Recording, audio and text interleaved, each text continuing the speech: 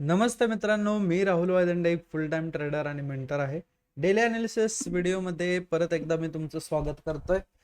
या व्हिडिओमध्ये मी तुम्हाला सांगत असतो की मार्केटमध्ये आज काय मुवमेंट आली, उद्या काय मुवमेंट येऊ शकते आणि त्याचबरोबर आपले लाईव्ह स्ट्रीमवरचे ट्रेड्स मी तुम्हाला या व्हिडिओमध्ये सांगत असतो. सगळ्यात पहिल्यांदा आपले ट्रेड्स जर तुम्ही बघायला गेला तर न्यूयॉर्क सेशनला आपण 2 ट्रेड प्लॅन केले. पहिला ट्रेड ज्यात 60 पिप्स आपण कॅप्चर केले, सेकंड ट्रेड ज्यात आपण 80 पिप्स कॅप्चर केले. ओके, मॉर्निंग स्ट्रीमला जर तुम्ही बघितलं असेल तर आपण 200 पिप्सची मुवमेंट कॅप्चर केलेली आहे. अपसाईडला हा ट्रेड प्लॅन केलेला, बॉटम पासून आपण हा ट्रेड होल्ड केलेला आहे. 260 पिप्स गेला, बट आपण एवढी मोठी मुवमेंट कॅप्चर नाही केली. आपण 200 पिप्स नंतर ना आपला ट्रेड हा एक्झिट केला होता. ओके, तर हे ट्रेड झाले. आज मार्केट जर तुम्ही बघायला गेला तर 15 मिनिटात तुम्हाला क्लिअर मार्केटचं स्ट्रक्चर समजेल.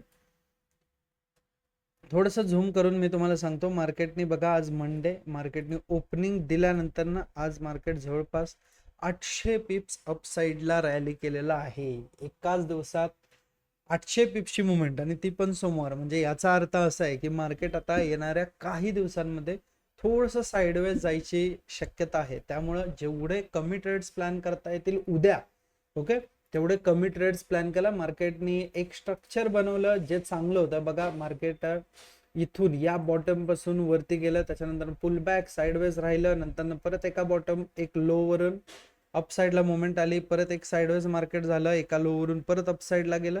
हेच मार्केटनी स्ट्रक्चर दरवेळेस फॉलो केलेलं आहे. आता परत या लिक्विडिटी पर्यंत जर मार्केट आलं तर चांगली मुवमेंट डाऊन साईडला मिळू शकते.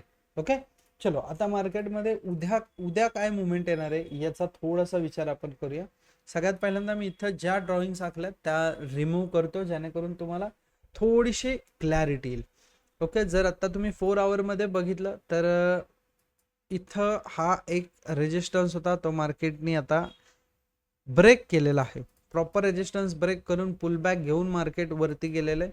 4 आवरवरती आहे. त्याच्यानंतर काही हाय मार्केटने बनवलेले आहेत, ते आपण इथं मार्क करून घेऊया. ते महत्वाचे इथं ठरणार आहेत. काही हायज आहेत बघा. ओके, हे मार्केटचे प्रत्येक हायज आपण मार्क करूया आणि त्यानुसार लेवल आपल्याला आखता येईल.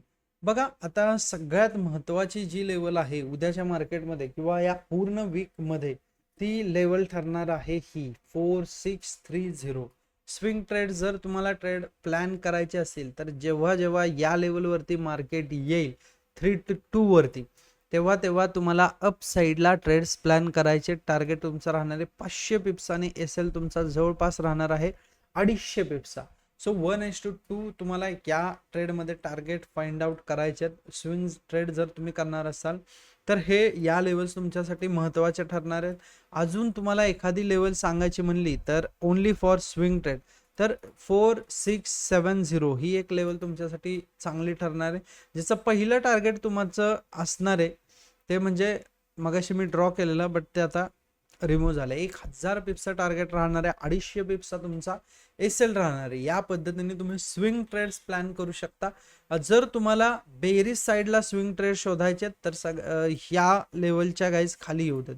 4600च्या मार्केट जोपर्यंत खाली येत नाही तोपर्यंत तुम्ही बेरीज साईडला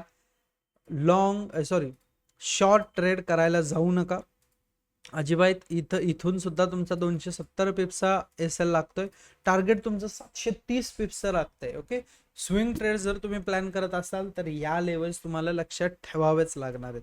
ओके, शॉर्ट टर्म वरती जर आपण आलो, म्हणजे स्कॅल्पिंग मोडवरती तुम्ही आला, किंवा ऑप्शन ट्रेडिंग आपण ज्याला म्हणतो, डेली ट्रेडिंग आपण इथं म्हणू शकतो. ओके, त्यात जर तुम्हाला ट्रेड प्लॅन करायचे असतील तर सगळ्यात पहिल्यांदा 15 मिनिटावरती मी काही लेवल्स आखून तुम्हाला दाखवतो. आधी स्विंग ट्रेडिंगच्या लेवल तुम्ही आखून घ्या, त्याच्यानंतर मी तुम्हाला या लेवल्सचा सुद्धा अपडेट देणार आहे.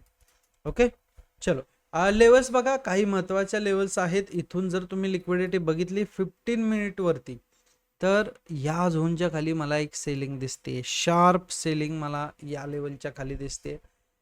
आत्ता जरी मार्केट आलं तरी ट्रेड हा ऍक्टिव्ह होणार आहे आणि शार्प सेलिंग मला इथून दिसते. पहिलं टार्गेट तुमचा 110 पिप्सचा राहणार आहे. सेकंड टार्गेट डायरेक्ट तुमचा 250 पिप्सचा राहणार आहे.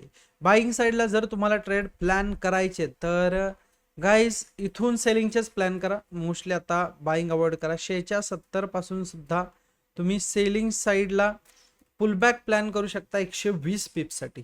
ओके, एखादी कॅन्डल जर इथं क्लोज होत असेल रेड, तर तुम्ही डाऊन साईडला ट्रेड प्लॅन करा. या दोन्ही लेवल्स आहेत जिथून तुम्ही डाऊन साईडला ट्रेड्स प्लॅन शोधू शकता. जर तुम्हाला अप साईडला ट्रेड प्लॅन करायचा असेल तर ही एक इम्पॉर्टंट लिक्विडिटी आहे 4640. इथून तुम्ही अपसाईडला ट्रेड्स प्लॅन करू शकता. ही एक लेवल आहे आणि त्याचबरोबर ही सुद्धा एक लेवल आहे जिथून तुम्ही अपसाईडला ट्रेड्स फाइंड आउट करू शकता. ओके, सांगितलेल्या लेवल्स बरोबर सगळ्यांनी लक्षात ठेवायचं आहे. कॅपिटल कसं वाढेल आपलं याकडे भर द्यायचे. 100-150 डॉलरचा अकाउंट जर तुम्ही यूज करत असाल तर ट्राय करा की थोडं मोठं कॅपिटल घेऊन ट्रेडिंगमध्ये याल. कारण मी तुम्हाला एक खरी गोष्ट सांगतो, जर तुम्हाला ट्रेडिंगमध्ये एक प्रॉफिटेबल ट्रेडर व्हायचं आहे तर तुमचं कॅपिटल तगडं असणं खूप महत्त्वाचं आहे. ओके, चलो, thank you so much for watching guys. Hope so हे या व्हिडिओमधून तुम्हाला हेल्प होईल ट्रेडिंगमधून. आणि मी दररोज डेली अनालिसिस व्हिडिओ करतो, ते तुम्ही जाऊन बघा.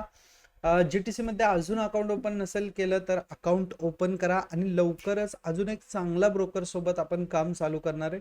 सो जर तुम्हाला त्या ब्रोकर सोबत पण काम करायचं असेल तरी मला तुम्ही अकाउंट ओपन करू शकता. तिथे मी लवकरच अपडेट्स माझे देईन. ओके, चलो, thank you so much for watching guys. Be real one आणि रियल वन्स क्लब मध्ये या सगळ्यांनी लवकर. चलो, थँक्यू.